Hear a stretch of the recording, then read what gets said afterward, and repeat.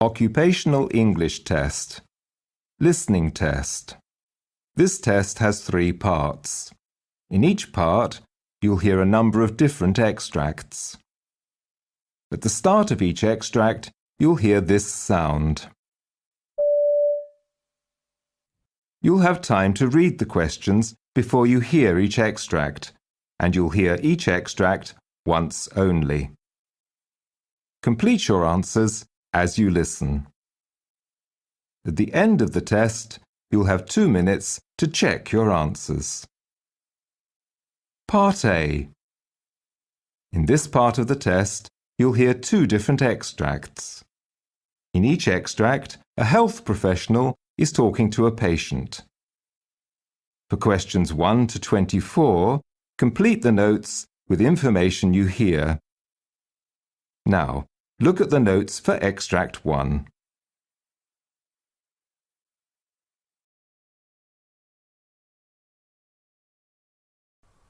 Extract 1. Questions 1 to 12. For questions 1 to 12, complete the following notes with a word or short phrase. You now have 30 seconds to look at the notes. You hear a doctor talking to a patient.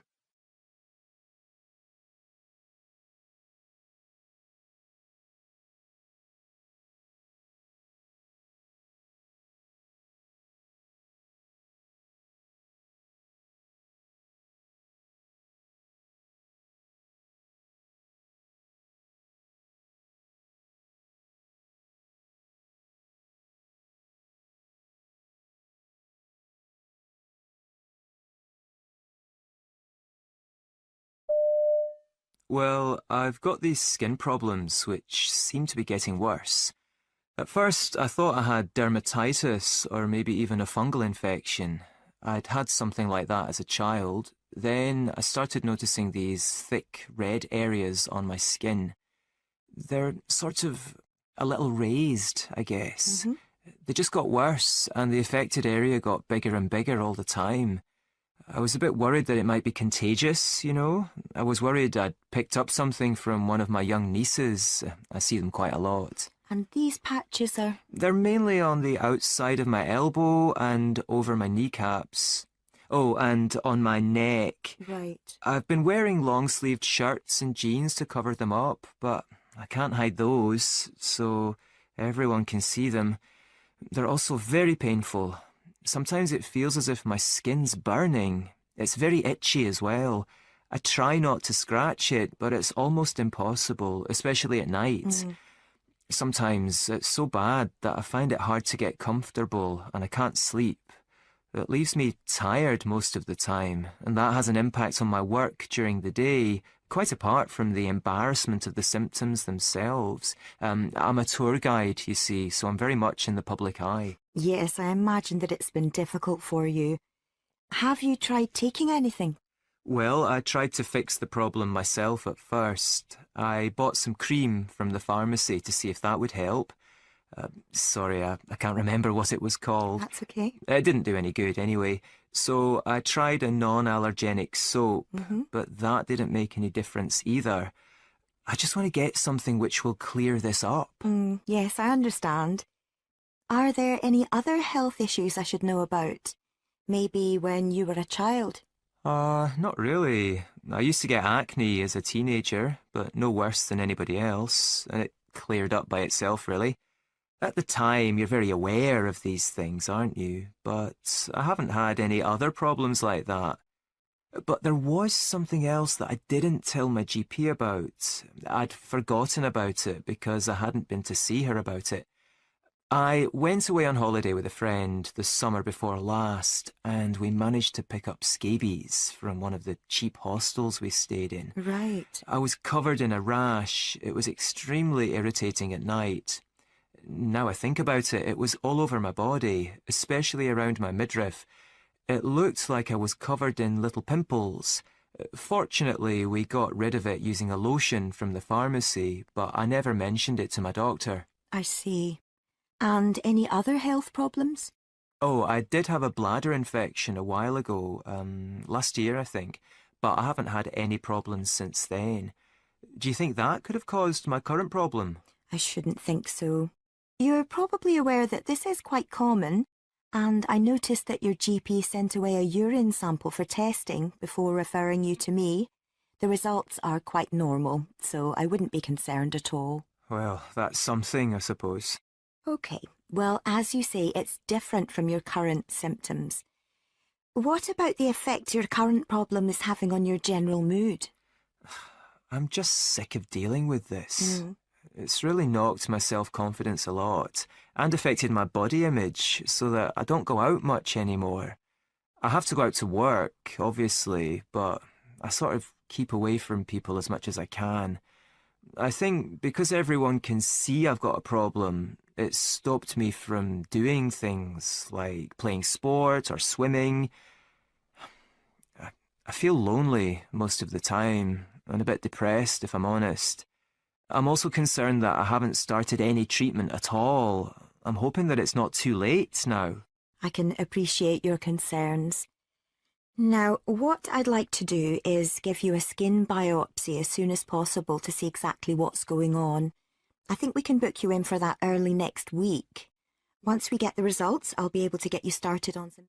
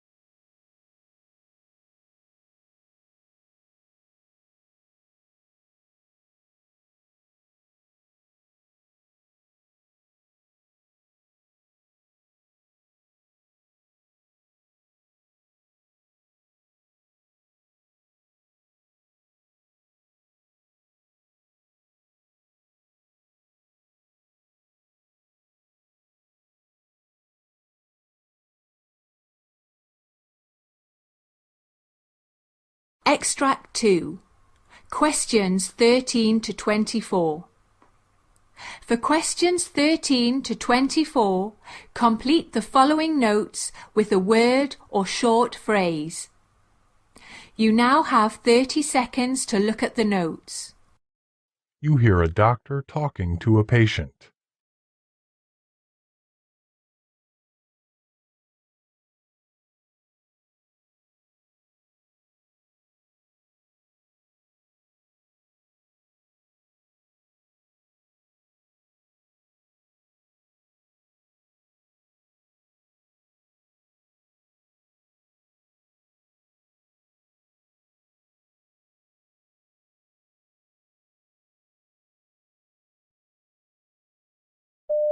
So I have your notes from the sports medicine clinic, and it looks as if you've had quite a few problems in recent years. Yeah. Would you like to talk me through them? Okay, well, the first time I got hurt was 2 years ago. I took a fall while I was rollerblading and I hurt my right wrist here on the side. So I didn't do anything right away, but next day I went and saw the doctor and they gave me an x-ray, but they said they couldn't see anything wrong and they just gave me some exercises to do. Right. Then a year ago, I hurt my right shoulder here when I came off my snowboard and hurt myself. That's never really gotten better. And I understand you've had about 10 visits to the clinic over the last 2 years. So that's your right wrist and shoulder? Mm-hmm. And other joints, too. Tell me about this pain in your shoulder. Is there anything that makes it feel worse? Well, I like to do a lot of exercise, but that definitely makes it worse. Like if I do a set of pull-ups in the gym or rowing, or if I'm using the free weights, pretty well any sort of exercise I do, I find the pain's pretty bad. Right. And it's not just when I'm in the gym, it's constant, all through the day. There's no fluctuation, so I never get a break from it. It's really got me down, and no one seems to know what to do about it. They've diagnosed various different things, and I have to lie on my left side at night or the pain disturbs my sleep, so that's not easy. So, apart from that, are you generally in good health? I suppose so. But what I've noticed is that my right wrist sometimes feels cold, Okay. and there's no reason I can see for that. And the same for my left knee. It suddenly goes cold. It's very strange. When I told the doctor about that, he checked to see if the blood flow was okay, and it was. Right. And he asked if I felt any numbness there, but I don't. Okay. That's quite strange. And have you had any medical problems in the past? Well, the only thing really is, I used to have really bad acne. It started when I was about 13, and I got it on my face, and then it spread to my back, and nothing I did seemed to have any effect on it. Like, first, my mom went to the pharmacy, and she got this stuff I rubbed on. I can't remember the name. It was something peroxide. Benzoyl peroxide? Yeah, that's it. But that didn't do any good, so my mom took me to the doctor, and he gave me antibiotics, and they didn't do much either. Then I read this article that said it can be caused by your diet, and you should cut out dairy products. So I did that for a bit, but it just got worse. And it got so I didn't want to go out or anything. So then my doctor referred me to the hospital, and I saw a dermatologist.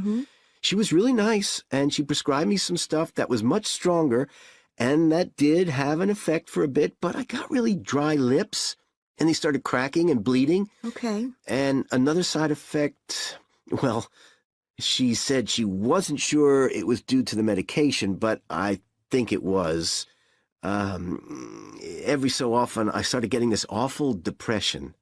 So, in the end, I stopped taking anything, and it seems to have sorted itself out. Yes, your skin looks fine now. Right, so let's have a look at this shoulder of yours. Can you take...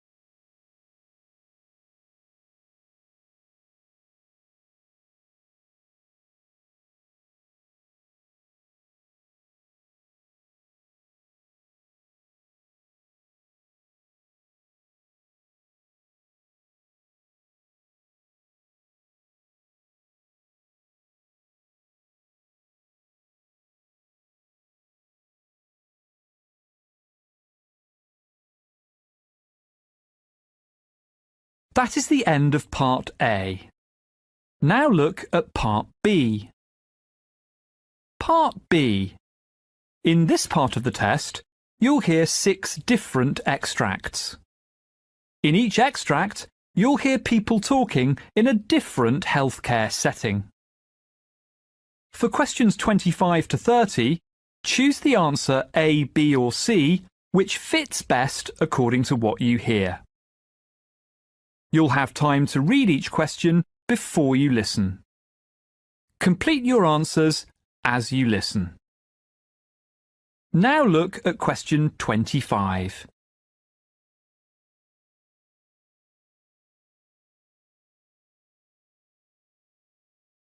You hear a dentist discussing booking problems with her receptionist.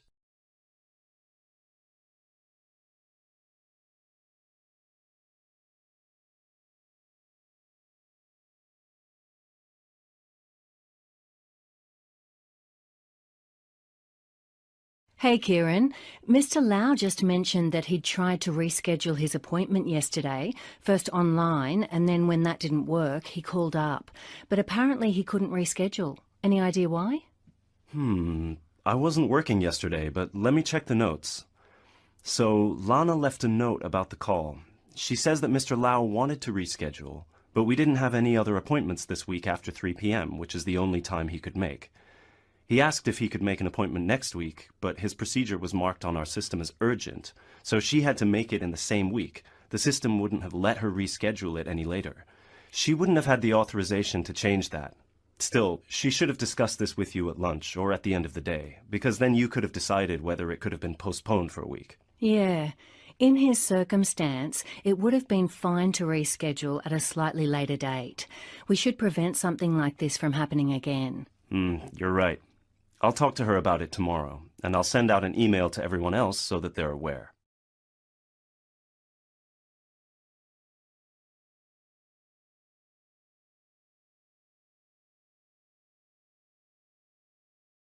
You hear a doctor discussing chest X-ray information with a medical student.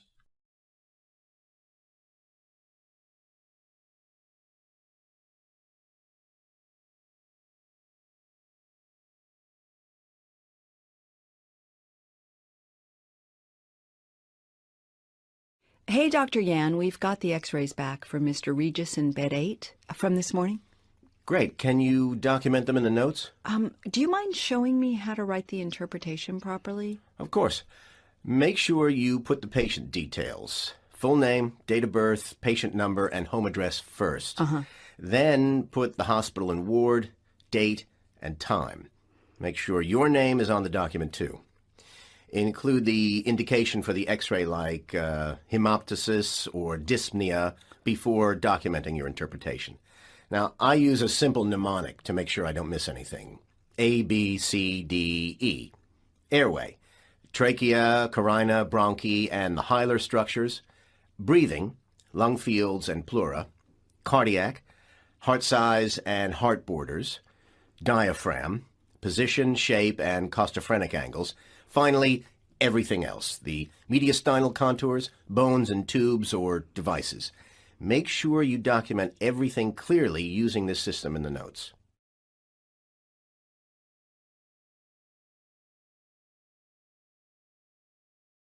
You hear an ENT surgeon talking to a colleague about cochlear implants.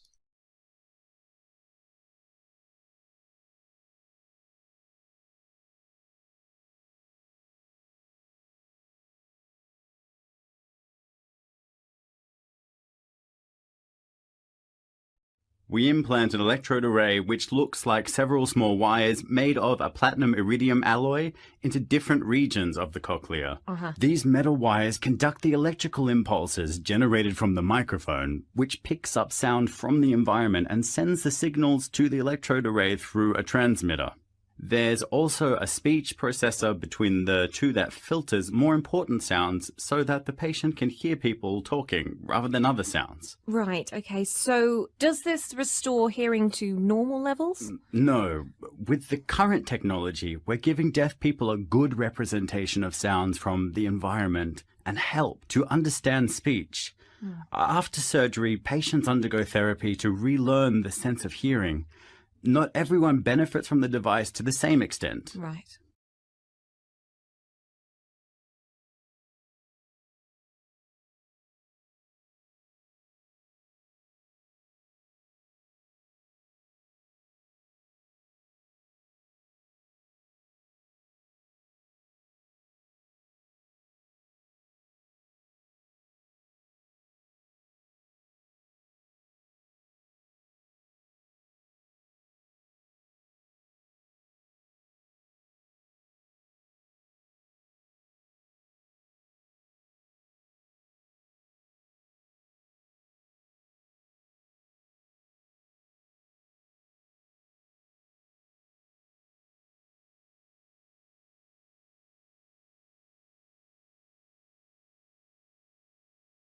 You hear a GP talk about type 2 diabetes mellitus.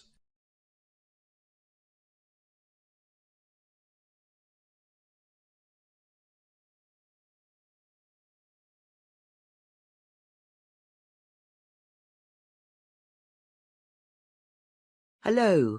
I'll be covering the diagnosis of type 2 diabetes mellitus. So there are 4 methods that we can use. The first is a fasting plasma glucose test. This is our preferred diagnostic test, as it's easier to carry out, often more convenient, and costs us less than the other 3 tests. It helps to try and book these appointments in the morning, as the patient has to refrain from eating for at least 8 hours before they can take the test. Normal fasting blood glucose will be between 70 and 100 milligrams per deciliter.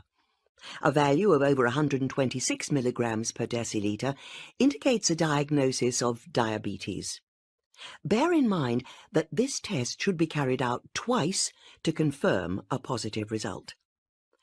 The second method we can use is to measure the average glycemic load over the past 3 months.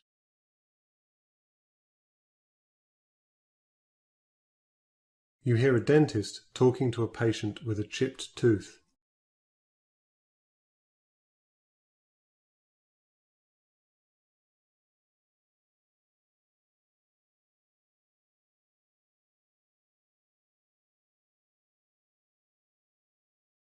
So we've talked about different options, and it seems like a veneer would be the best treatment. Given the cost of the procedure, are you happy to go ahead? It's quite expensive, but I definitely need to get it fixed. Will it stay put? Veneers tend to need replacing every 10 to 15 years, so they are a long-term solution. It will certainly be more durable than composite bonding, and it will look more realistic too. Oh, okay. That's great. And is there anything I can do to extend their lifespan? Well, you need to maintain good oral health. You know, brushing, flossing, regular checkups. You should avoid brushing your veneer too hard, as it could cause damage. Okay.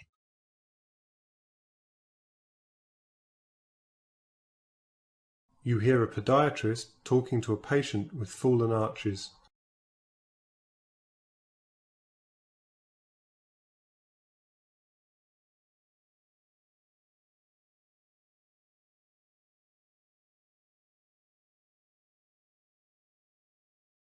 So, you say you're experiencing foot pain.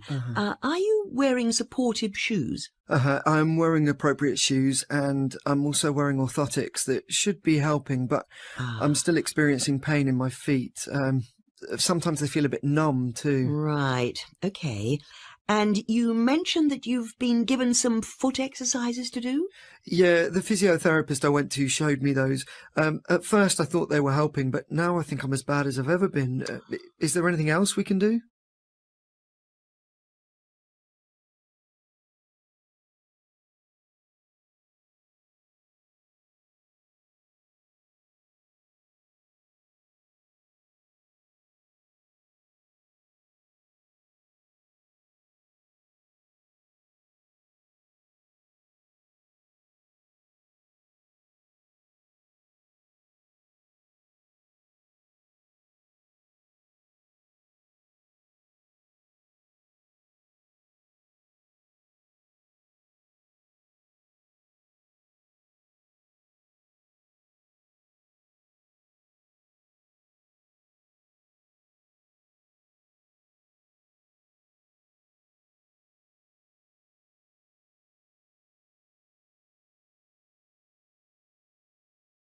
That is the end of Part B.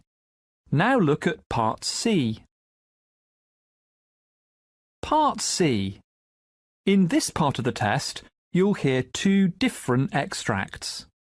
In each extract, you'll hear health professionals talking about aspects of their work.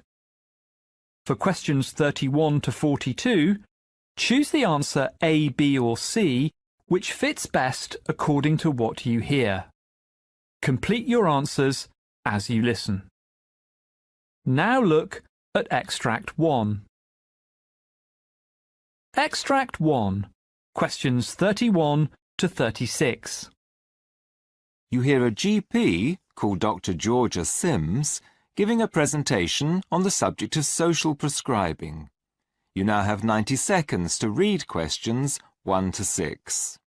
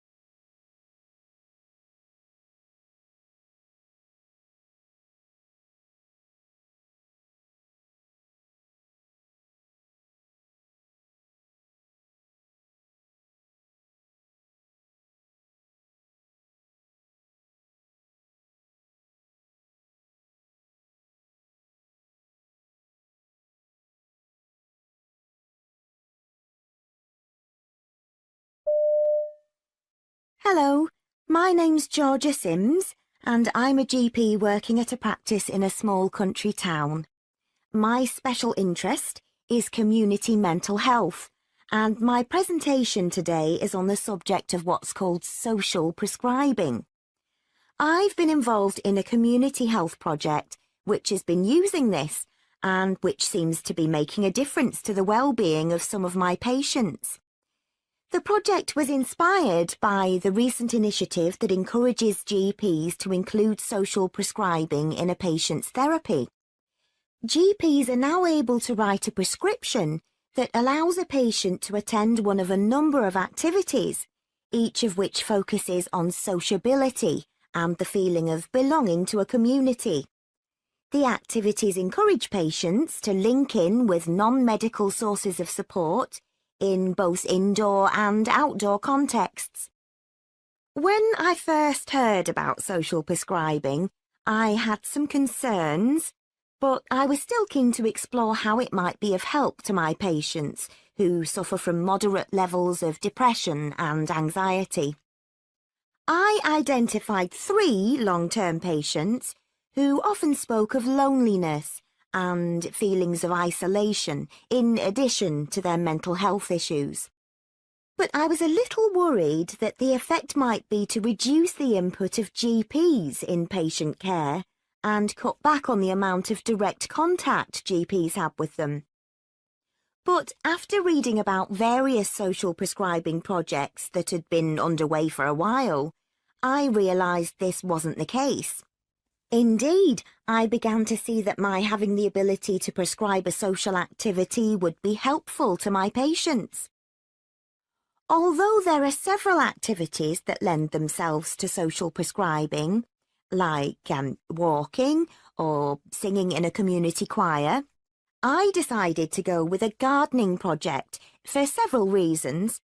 I'd already been contacted by the manager of a well-established community garden, which is tended by volunteers. Unfortunately, some volunteers had recently moved out of the area and more needed to be recruited. The garden is located close to public transport, which was an important consideration as none of my patients are able to drive for medical reasons. My hope was, of course, that the activity would improve their physical health. I'd previously encouraged them to try keep fit sessions, but this hadn't been a success. But I also hoped that being out in the fresh air in a non-threatening environment would have a positive emotional effect on them too. I was cautiously optimistic about the benefits to my patients of becoming involved in the gardening project. However, I was concerned that the hard work involved in digging a garden might be a daunting prospect for some of them, particularly those who had physical limitations related to health conditions.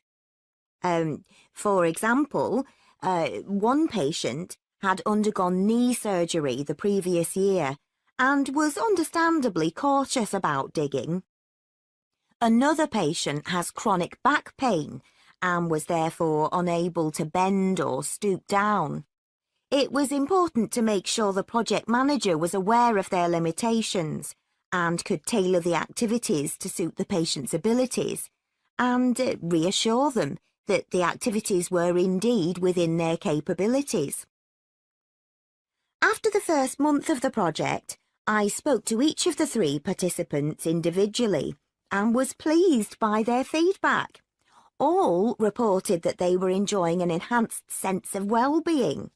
They all admitted that when I first talked to them about the gardening project, they'd not expected to enjoy being out in the fresh air as much as they eventually did. This was the most welcome news for me. All other attempts I'd made to get them involved in such activities had been unsuccessful. One patient added that he left the gardening project each week feeling that it was a job well done. And I was very happy to hear that all 3 felt they had more self-confidence and felt that the future was brighter for them as a result of taking part. It all boded well for initiatives we might go on to set up. Looking back, I realised that I'd been unnecessarily sceptical about prescribing activities that were already available in the community. After all, I'd reasoned, people have been able to join all sorts of community projects on their own for a long time. Why would a GP's prescription make a difference? Something that one patient said, however, brought home to me the value of social prescribing. When I asked him how he felt about being involved in the gardening project, he said, "Without your gentle push, I'd never have considered it." When I asked him to explain, he said that it was like any other prescription I gave him for his condition. He trusted my expertise and viewed my social prescription as another part of his treatment. This, above all, has convinced me that social prescribing is a valuable addition to a range of mental health therapies.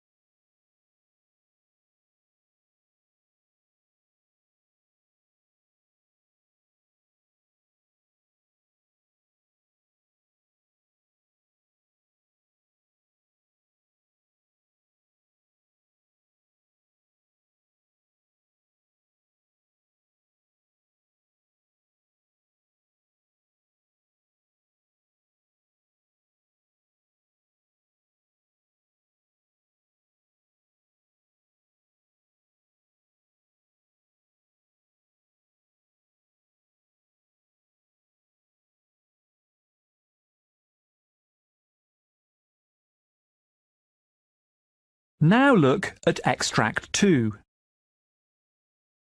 Extract 2. Questions 37 to 42.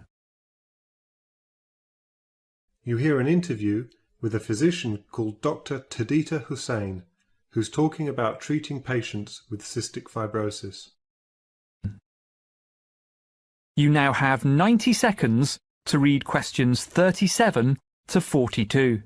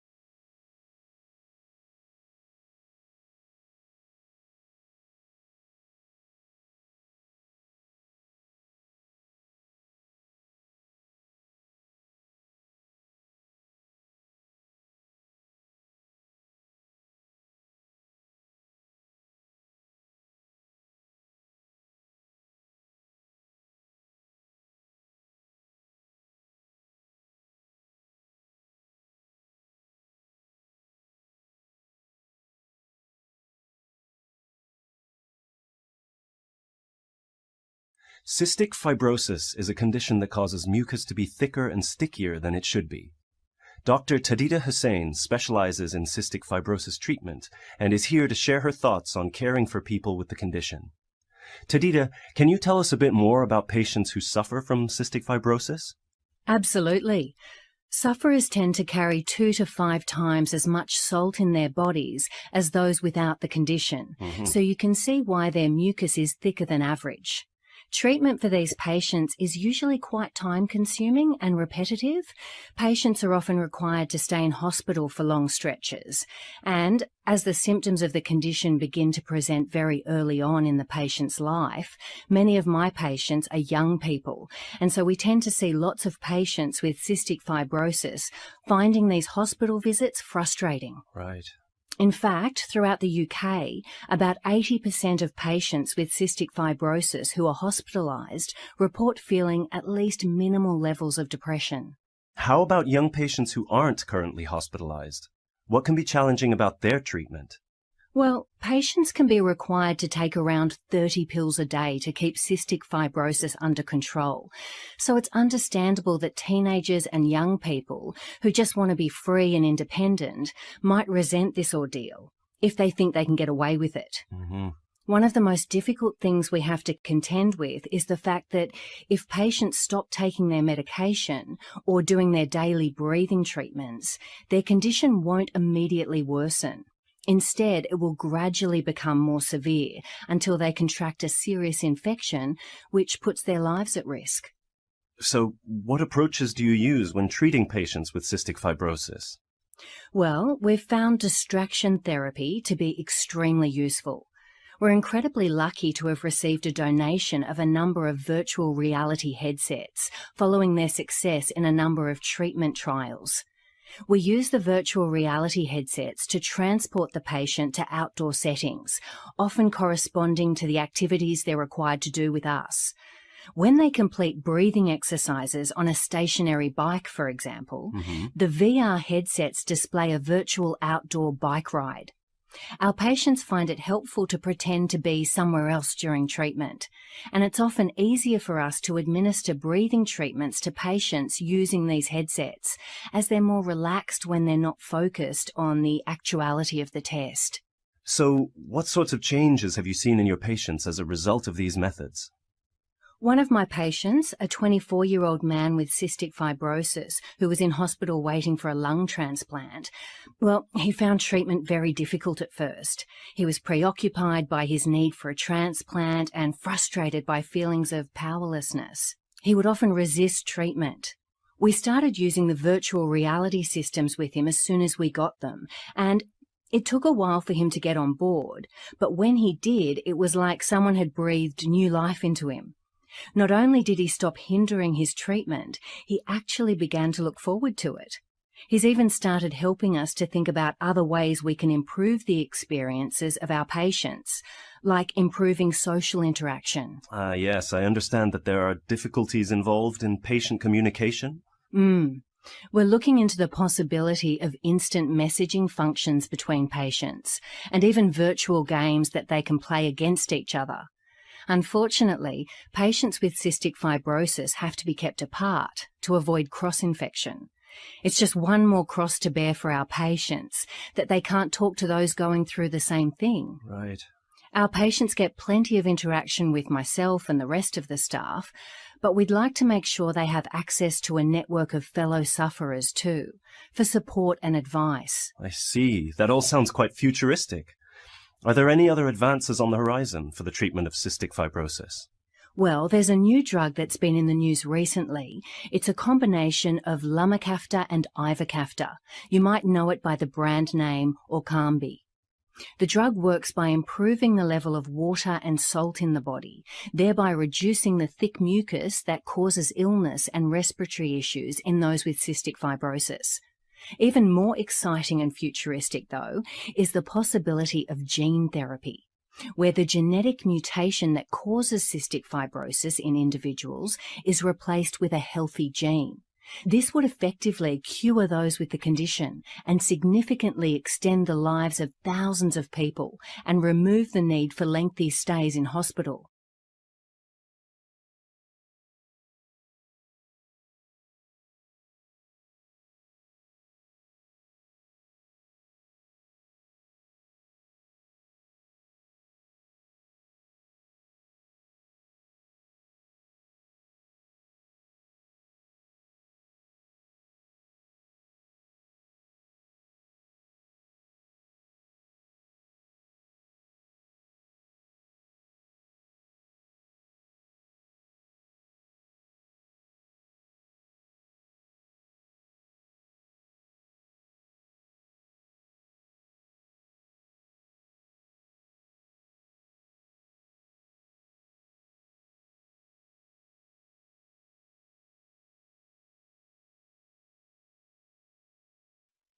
That is the end of Part C.